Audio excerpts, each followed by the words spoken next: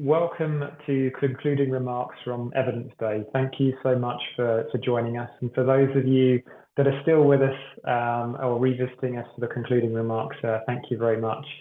It's been a great day. This day started with recognizing the need to get underneath the evidence and research base and knowledge base that exists around how companies grow and scale. For those that have attended today, we've obviously had a focus for policymakers, researchers, but there have been some implications for practice, albeit that Wednesday is going to be our main day for leaders and CEOs and teams of companies. And so if you are one of those people, Wednesday is definitely going to be highly practical for you. So what we wanted to do, and I'm just going to have Catherine as a special guest. As you know, Dr. Catherine Graham is the Executive Director of the Impact Action Lab at Alberta Innovates, headline sponsor for today's sessions. We just wanted to share some of the headline thoughts and concluding remarks that we've noticed from today. I know you will have all taken away your own things from the conversations, but we just wanted to highlight a few ourselves. So I'm going to start and kick off. This session will only last about 10 to 12 minutes. Catherine will take a couple of minutes as well, and then I'll just talk about next steps, what's going to be happening tomorrow, Wednesday, and on Thursday of this week. So the first session we started with today was focused on defining scaling. Do we need to define what scaling means, and so what if we do define it? There was a lot of debate, and I don't think there was necessarily agreement across the three panelists when it comes to that. What there was recognition of is that scaling up is a specific stage of growth for a high growth company. And so a high growth company may achieve, say, 20, 30% growth every year. But if you're scaling at a much faster rate. And so what that means is that these scale-up companies are actually a subset of high growth companies, which is already a small number of companies in the economy. What it also means is that the growth and scaling process is something that we need to focus more on.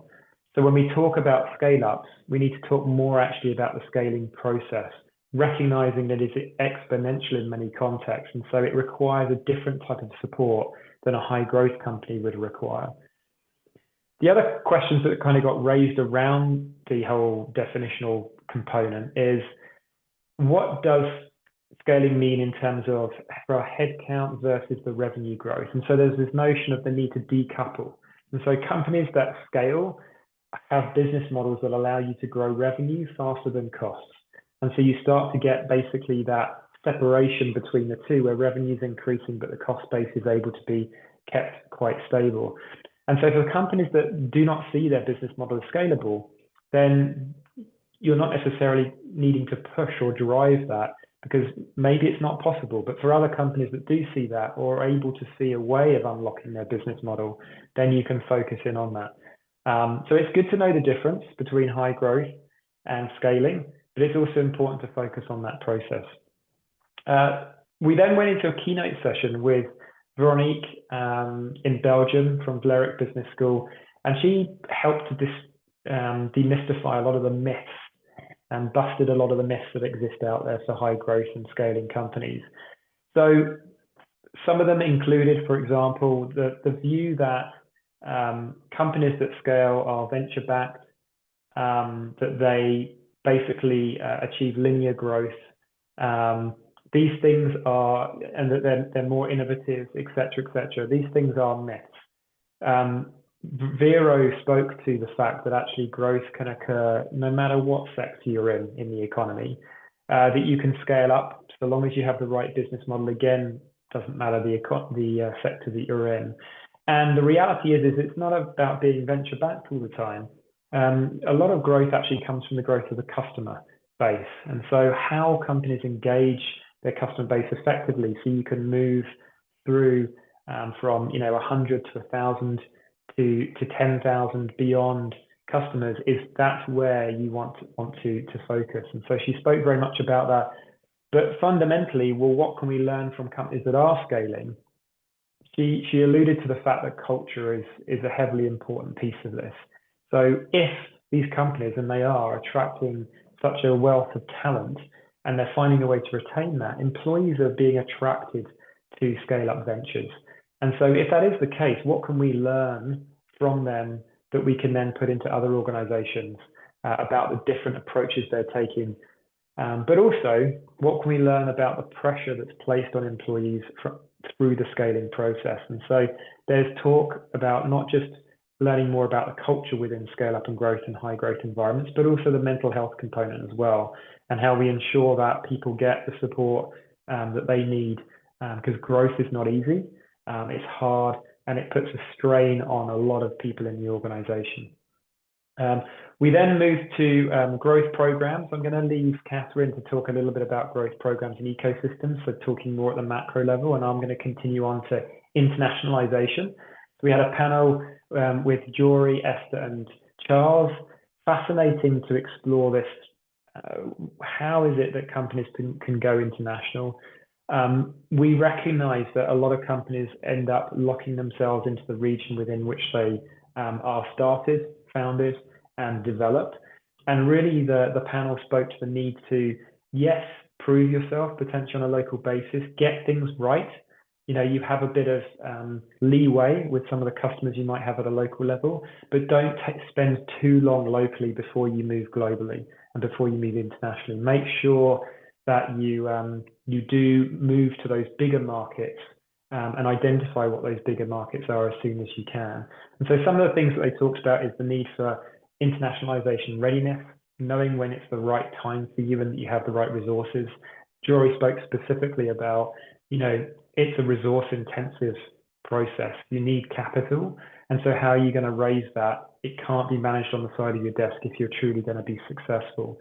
And the need also to have this buy-in at a top leadership level. So how is internationalization how is it dealt with at a senior level within the organization? Do you, for instance, have a VP of internationalization, someone who really champions it across the business and has a key say in the way that resources are allocated?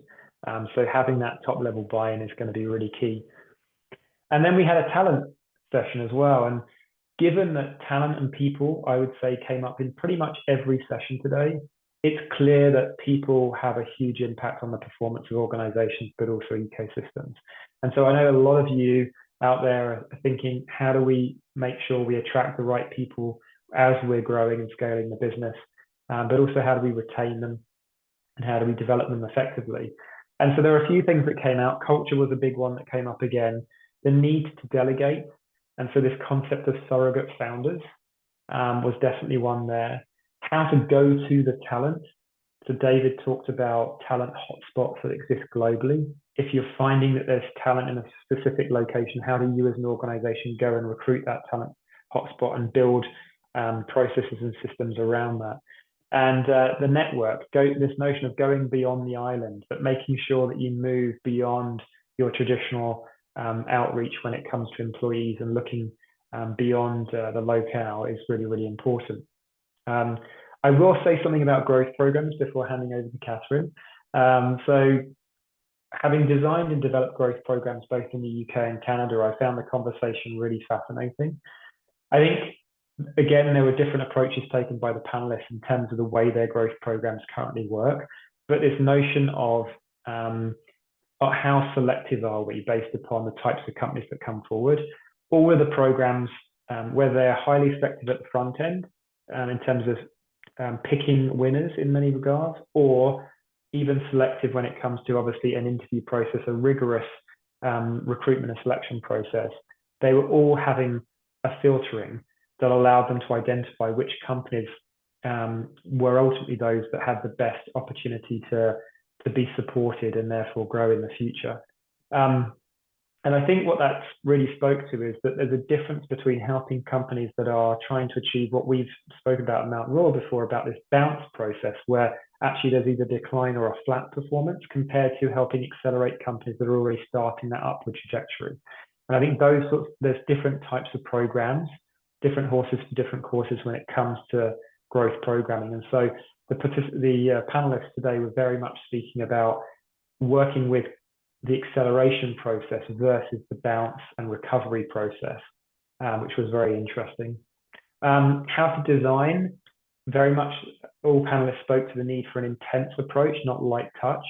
building those relationships at the front end of programs with and between companies, and then finding a way to sustain that engagement throughout. And so alumni programming being a key part of that. I know, for example, with Alberta Innovate ScaleUp Gap program, there's the opportunity to have alumni programming in the fellowships, etc. And pipeline entrepreneurs as well have that sort of approach.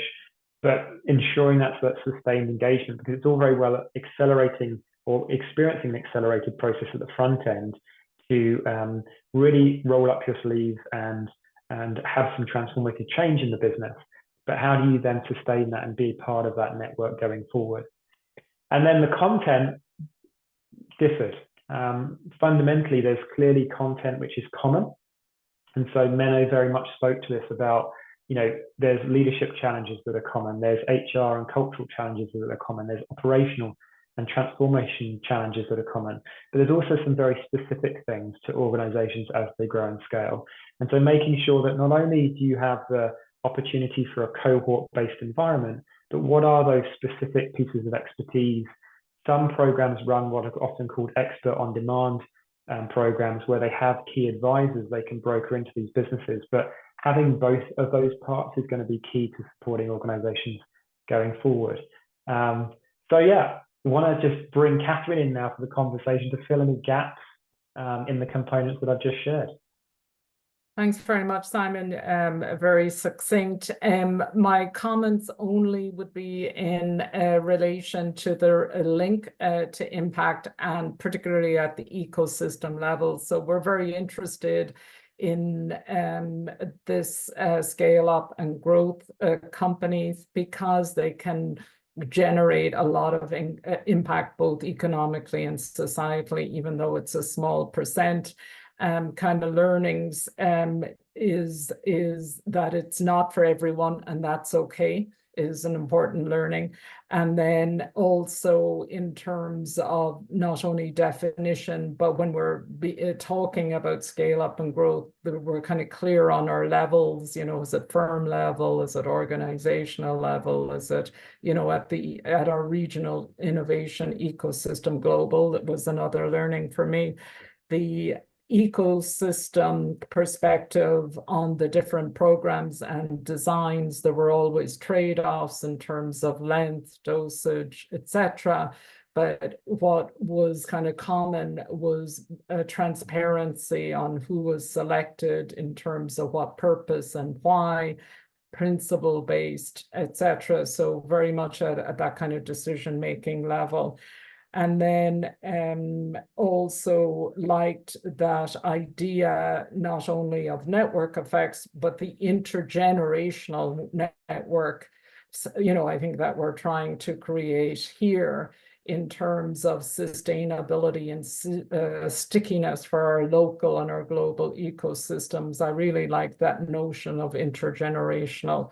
And then just lastly, in the work we're doing in assessing the impact of scale up and growth companies, and it was very validating today, is this holistic view. It's not only financial, but human and cultural and social as very kind of promising when we're talking about how we're going to assess it, measure it, and the importance of intangibles. So for me, very humbling and very comprehensive. So really quite fantastic in, putting it all together from the different perspectives and panelists.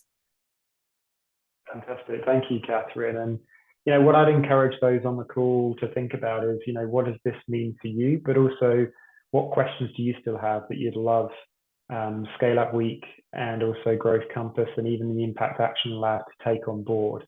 We're always looking at the next program of research and evidence-based inquiry. And so if there are areas that you'd love to see us delve deeper into, please do connect with us at connect@scaleupweek.ca and share your perspective, share your views and your feedback. And let's continue to work together on this conversation and collaboration moving forward. So we'll continue to do that, we promise. And thank you very much for joining us. Now, what I want to talk to you about is what's happening for the rest of the week. There's a few things that are going on. So tomorrow we have Ecosystem Day. Now, that's an in-person program in Calgary. However, there is one keynote speech by Daniel Eisenberg, who's an expert in scale-up and growth ecosystems at 1:15 Mountain Time. So there is a virtual link that's already been shared with you all, but please do join us for that. Daniel will have some really interesting perspectives. And that's before we then get to Practice Day. So Ecosystem Day will then have some in-person activities in Calgary, looking at the greater Calgary region and how we can continue to build a world-class scale-up ecosystem here. But for Practice Day, we have then 15 one-hour sessions focused on practitioners. So this is for leaders and managers building and growing their companies and also advisors to those companies. And so they're all highly practical panel, but also some training sort of conversations, anything from moving on the internationalization piece. There's one that's going to do a deeper dive on that, to purpose-driven organizations and leadership. How do you do that? And how do you therefore engage people as the organization continues to expand? To other areas around leadership transitions. How do you move from being that original founder to becoming a strategic leader, et cetera, et cetera. So please check out the agenda for that particular day. There's a lot of value there, and we look forward to seeing you. And then the fourth day is the Scale Up Gala and Awards, and I'll mention that in a second. But here we go. So the Gala and Awards for us is taking place locally at the BMO Centre in Calgary. Would love for you to join us. We have announced the winners of the key awards. So you'll see them here. Scale Up Company of the Year Award, Zayzoom. Scale Up Entrepreneur of the Year Award is Wilson from Tallgrass Ventures, Wilson Acton. And then International Scale Up of the Year is Cool IT Systems. We also have Social Impact Scale Up of the Year with CarePros, Scale Up Ecosystem Leadership Award with Good Lawyer, Sustainable Scale Up of the Year with Zeno Renewables, and Scale Up Sector Awards with Catheros.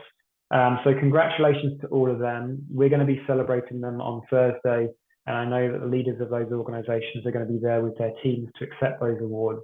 One particular award that is yet to be announced, because it's the People's Choice, is going to be selected out of these 9 organizations currently on the screen. And so we actually do have a public voting process currently underway for this. So if you're interested in participating in the public vote, you can find out more by taking an image of this QR code and taking part in that particular process.